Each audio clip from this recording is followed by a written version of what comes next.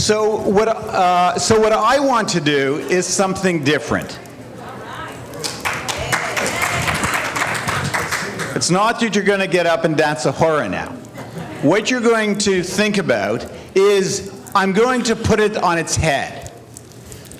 This conference, in which the organizers have spent so much time putting together, and I thank them, I'm very grateful for it, is not only, I think, to look at what the connection could be, but what the connection is. Latin, Jewish, Hispanic Jewish, I suggest to you, has been going on in the Americas for 500 years. It's just not about conversos. So I also want to suggest to you that although this is a big leap, but I'm going to show you some data based on Ira Sheskin's last study of Jewish Miami 2 years ago, which looks at Sephardi behavior and shows that they're much more traditional than Ashkenazi. And so the question in part is that, are these practices that we are seeing, in fact, something that if we had other markers through oral history, through folklore, through memory, that could correlate to show, in fact, maybe, that these people that we are calling conversos in various ways, if we had the right markers, might be delineated because Sephardi practice their culture, their traditions, much more rigorously than the Ashkenazi. So what I want to begin with is a little movie, I think there's a movie there, that I made based on my project, which is collecting audiovisual stories of the million Jews who were displaced in 1948. Sergio Della Pergola is the expert about this. 1 million Jews, 850, 800, whatever number he wants. Today, there are 20,000, 30,000, one generation gone.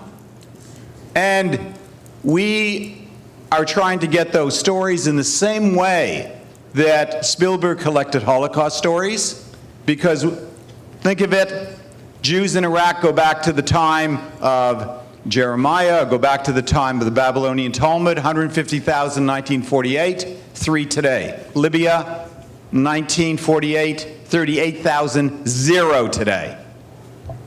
Okay? You talk about Jewish heritage, Jerba, where they made the dye for the temple. Hardly any Jews anymore.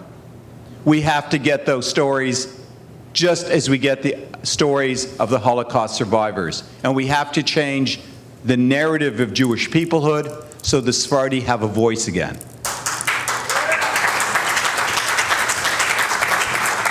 And so, if any of you are Sephardi who left North Africa or the Middle East, or have parents or grandparents, do let me know, because I want to interview them. And so one of the people I interviewed was Julia Glazer, who's here. She's from Egypt and left in the 1950s. And what the beginning of this movie does, it's a short movie, 4 or 5 minutes, it'll talk, these people will talk about that their roots go back 500 years, that connection is always there. And listen to the different countries they come from, please.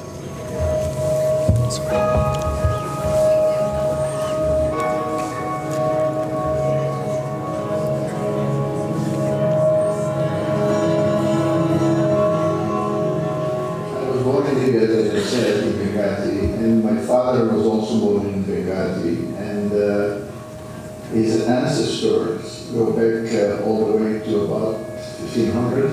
My ancestor was born in Spain, most likely Zaragoza, in 1480, 1580. My mother is first generation Egyptian. Her family, her mother, grandparents, ancestors come from Aleppo, Syria. However, my father's side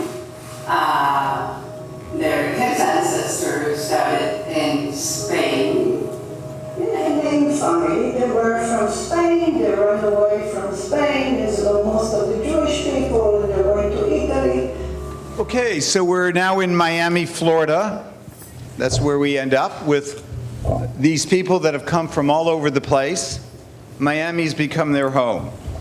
Okay, so what you have here is the XL from Spain, and you can see the Jews going to various places. Iraq's not even on the map, but this is the dispersion. We go to slide 2. Okay, this is the explorers coming into the Americas. Let's go to slide 3.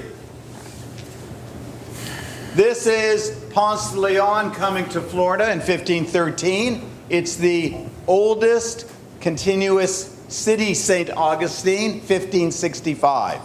Okay? I just want to mention something about this. Somewhere in my notes, because I want to move along here.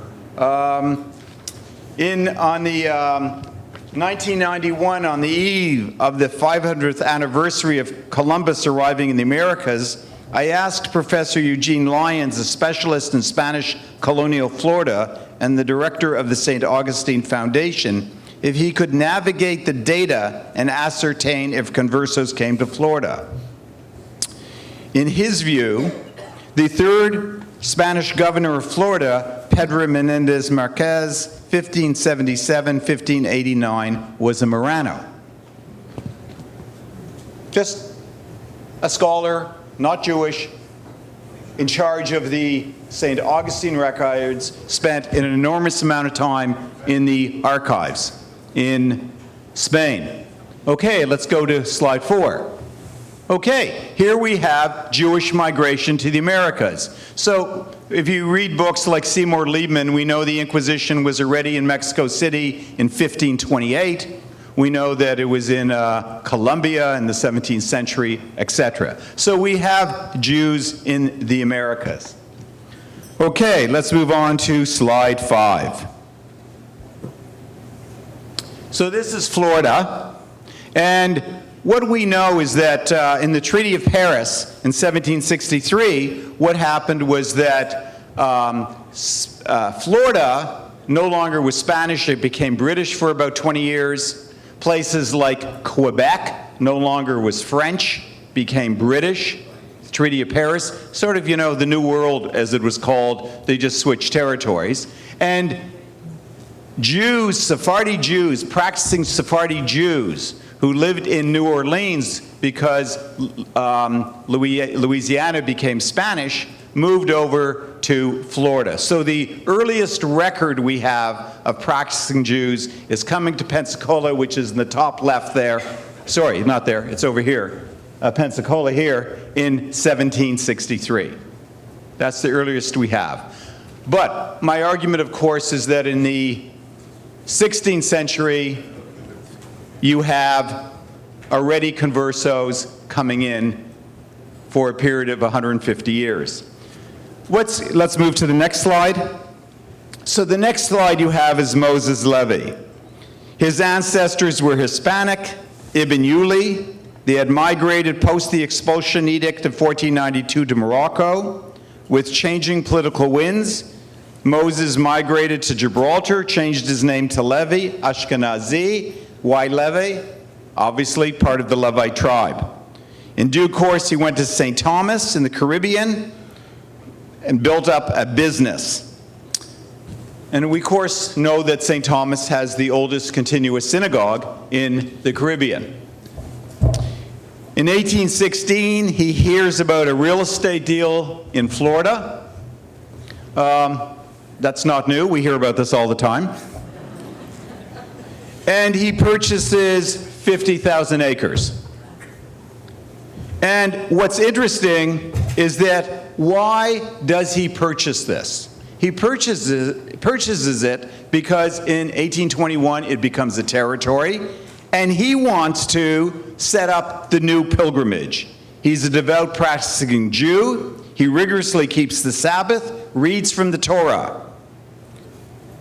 And he puts advertisements in the European press and New York papers so that people who are escaping, who need refuge, can come into his new pilgrimage, a revolutionary event in the history of American Judaism, the first Jewish communitarian settlement.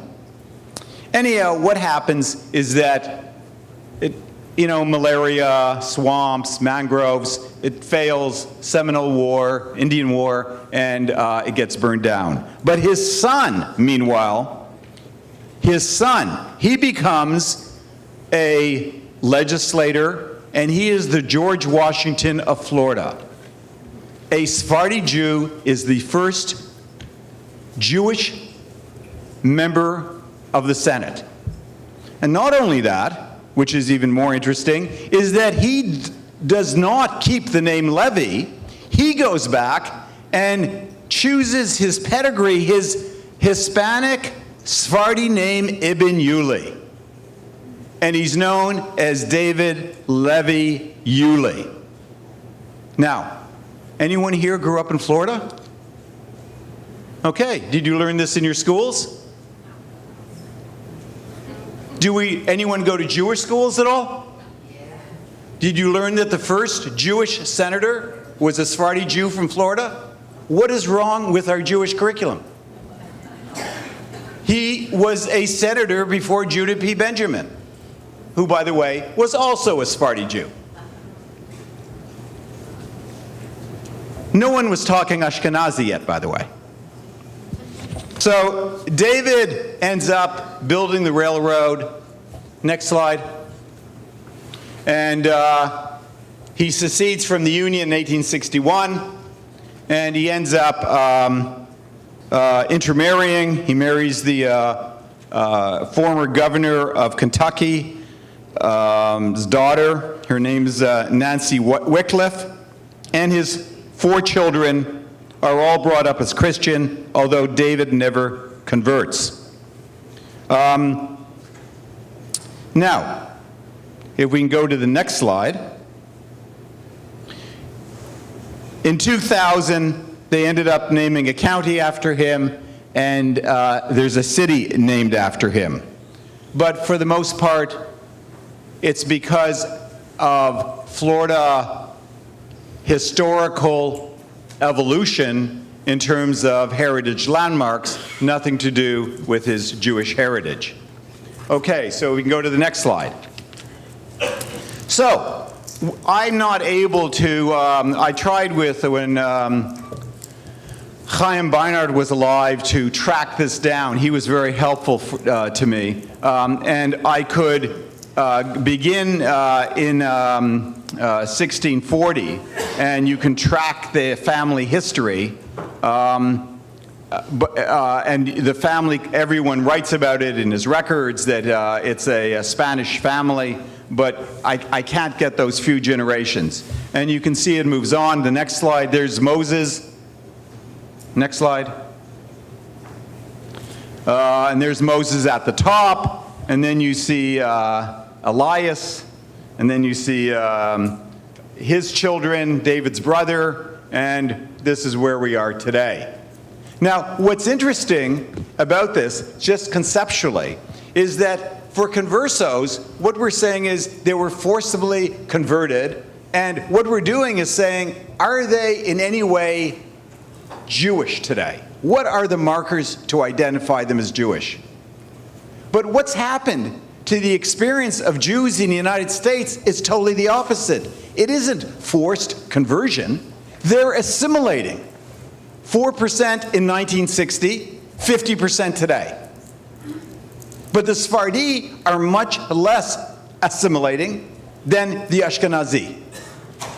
And what you have here is someone who takes his patrimony back, David, intermarries, and yet his children are intermarrying and away from the faith. So let's try to take a look at sort of today, what's going on. Can we move to the next slide?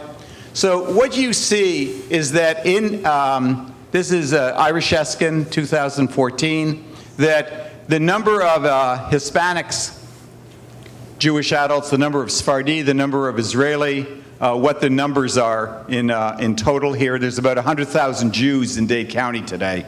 It peaked at about 275,000, 250,000, whatever, in mid-1970s. So the Sephardi population, or the Hispanic population, has grown from 1960, roughly about 5,000, before the Cuban Jews came, 1958, to today being about a third, about 30,000 of the 100,000. And when you look at this population, you start saying, okay, are they Hispanic? What makes them Hispanic? And how are they related to my study in terms of collecting stories of Jews from North Africa, Middle East? Well, you just ask them. Cuban Sephardi originated in Syria and Turkey and sought a place where Ladino was a stepping stone to integration. Argentinian and Venezuelan Sephardi identify Spanish Morocco, example Tetuan and Tangier, as their home pre-1956, and chose South America because Spanish was their native language. Brazilian Sephardi turned to Portugal and have also mentioned the Ladino currency. Algerian, French, Moroccan, and Tunisian Sephardi, uprooted in the wake of Charlie Hebdo in Paris, often remark that they come to Miami because they also have knowledge of Spanish. And so you end up with these incredible hybrids: Argentinian, Sephardi, American, Damascus, Mexican, American, Egyptian, Brazilian, American, and more hybrids, all connected in some way because of Jewish practices. So can we go to the next one? So this tells you in Miami what Sephardi synagogues there are, sort of what their memberships are in terms of numbers. The largest one, which is not here because it's not in Dade County, is B'nai Sephardim, which is in Hollywood, which has about 800 members. Okay, next slide. So here you see Jewish households in terms of Passover Seder. You can see that the Sephardi celebrate more than the non-Sephardi. That Hispanic Jews, that's Ashkenazi and Sephardi, celebrate more. Next one.